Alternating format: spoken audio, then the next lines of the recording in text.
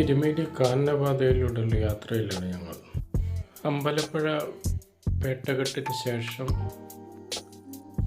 ശബരീശ്വര പൂങ്കാവനത്തിൽ കൂടിയുള്ള ഒരു ചെറിയ യാത്ര.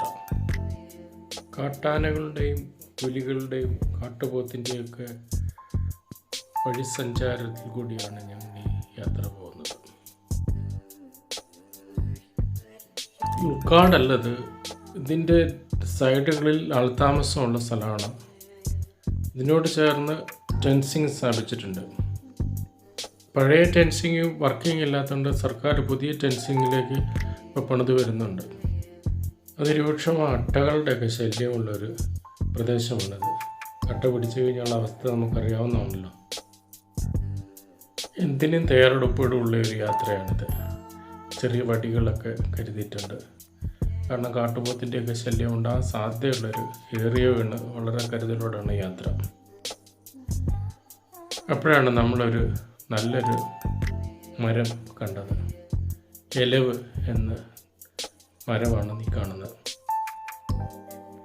നല്ല മൂത്ത ഒരു മരമാണ് കേട്ടോ. എലവ് എന്നാണ് ഇതിൻ്റെ പേര്.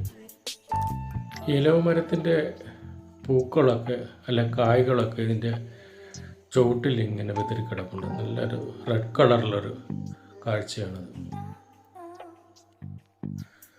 അത് കഴിഞ്ഞ് നമ്മളിങ്ങനെ നടന്ന് ഇങ്ങനെ പോവുകയാണ്.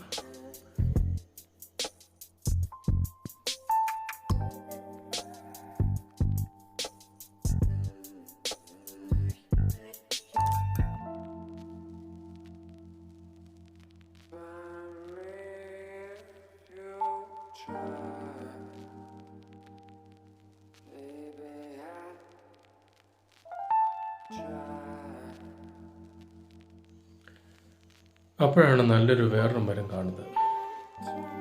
വേരുകൾക്ക് ഇങ്ങനെ ഇഴുകിച്ചേർന്ന് നിൽക്കുന്ന മരങ്ങൾ. ഇതന്വേഷിച്ചപ്പോൾ ആ പൂവമാണെന്ന് മനസ്സിലായി. നമ്മുടെ നാട്ടിലൊക്കെ വളരെ സുലഭമായിട്ട് കാണുന്ന പൂവം. നമ്മൾ ഒലക്കയൊക്കെ നിർമ്മിക്കുന്നതിന് ഉപയോഗിക്കുന്ന ഒരു മരമാണ് പൂവം. ഈ ഒരു ഇടവഴി ഉണ്ടാക്കിയിരിക്കുന്നത് കണ്ടോ. ഇത് ശരിക്കും കാട്ടുപോത്തുകൾ അപ്പുറ ജനവാസ കേന്ദ്രങ്ങളിലേക്ക് കടക്കാൻ വേണ്ടിയിട്ട് അവർ ഉണ്ടാക്കിയെടുത്ത ഒരു പാതയാണിത്. കുറ്റിക്കാടുകളിലുള്ള യാത്ര പിന്നെയും തുടർന്നു. പോകുന്ന പോക്കിൽ കാട്ടാനയോ കാട്ടുപോത്തൊക്കെ ഉണ്ടാവുമോ എന്നുള്ള ഒരാശങ്കയിലാണ് ഈ നടത്തം. കാനന ഭംഗി എത്ര ആസ്വദിച്ചാലും മതി വരില്ല. ശരിക്കും പറഞ്ഞാൽ ഞങ്ങൾ വൈകുന്നേരമാണ് ഈ യാത്ര തുടർന്നത്. അതുകൊണ്ട് വെയിലിൻ്റെ യാതൊരു ശല്യവും ഉണ്ടായില്ല. വിഷ്ണു, പെരുമ്പാവിനെ കാണാൻ പറഞ്ഞുതരും കേട്ടോ.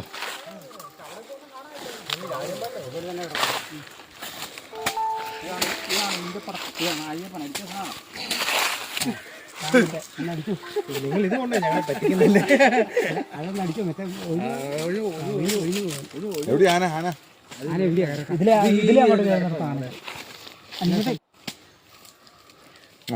സാധനം കയറുമല്ലോ.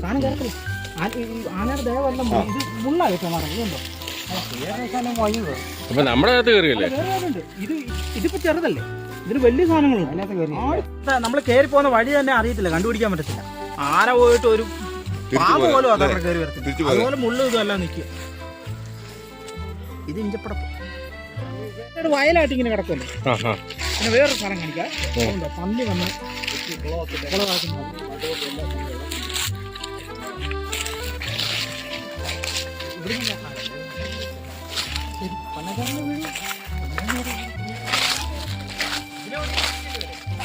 ഇതിലെ നേരെ പോയാൽ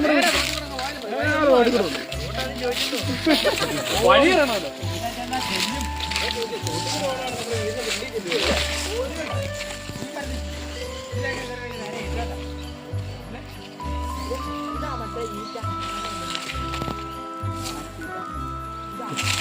ആണോ? നല്ല തണുപ്പല്ലേ വെള്ളത്തിന്? ഇതാണ് ആനത്തീറ്റ. ആനകൾക്ക് ഏറ്റവും പ്രിയമായ ഇല്ലിക്കാട്. ഇപ്പോൾ കാട്ടുകളില്ലാത്തൊരു ഐറ്റമാണിത്. അതുകൊണ്ടാണ് ആനകൾ നാട്ടുപ്രദേശത്ത് കൂടി വരുന്നത്. ഞങ്ങളുടെ സുഹൃത്ത് മോനായിയുടെ മൊബൈൽ ഫോൺ ആ വെള്ളത്തിൽ വീണു. അത് ശരിയാക്കാനുള്ള ഒരു തത്രപ്പാടിലാണ് ഇവർ. ഉണ്ട് അതുപോലെ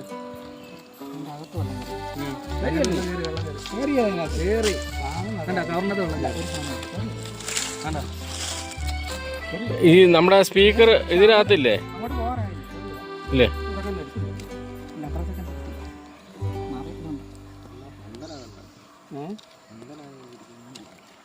അതുകൊണ്ടായിരുന്നു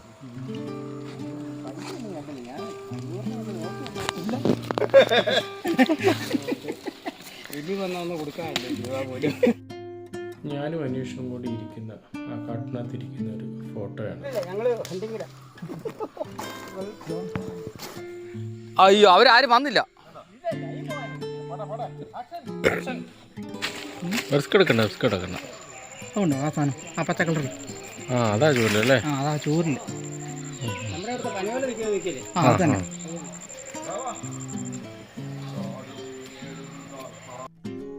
ഈ ചൂരലാണ്, കാട്ടുചൂരൽ.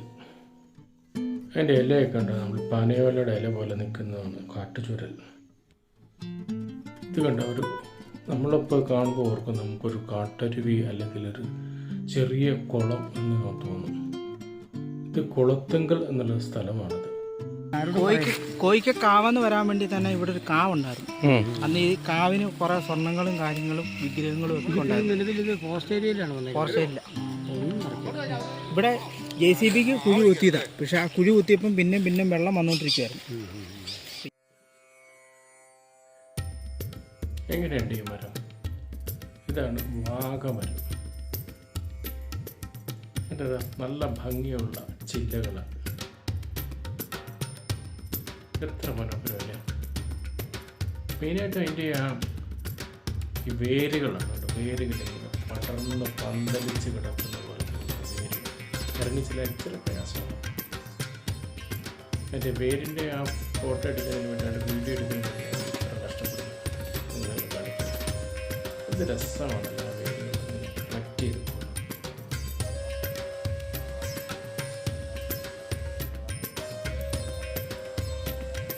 ഈ മരത്തിൻ്റെ ഇലകൾക്ക് വലിയ പ്രാധാന്യമൊന്നും നമ്മൾ കൊടുക്കുന്നില്ല. പക്ഷെ ആ വേരാണ് ശരിക്കും എത്ര ഭംഗിയായിട്ട് അതിൻ്റെ വേരുകൾ ആഴ്ന്നിറങ്ങിയിരിക്കുന്നത്. അങ്ങനെ നമ്മൾ നടന്ന് കാലഘട്ടത്തിൽ ഈ വഴിയിലൂടെയാണ് ശബരീശ്വരനുള്ള നമുക്കെല്ലാം നടന്ന് പെരുമയിൽ യാത്ര പോകുന്നത്. ഇവിടെ എൻ്റെ വീഡിയോ അവസാനിപ്പിക്കുന്നു.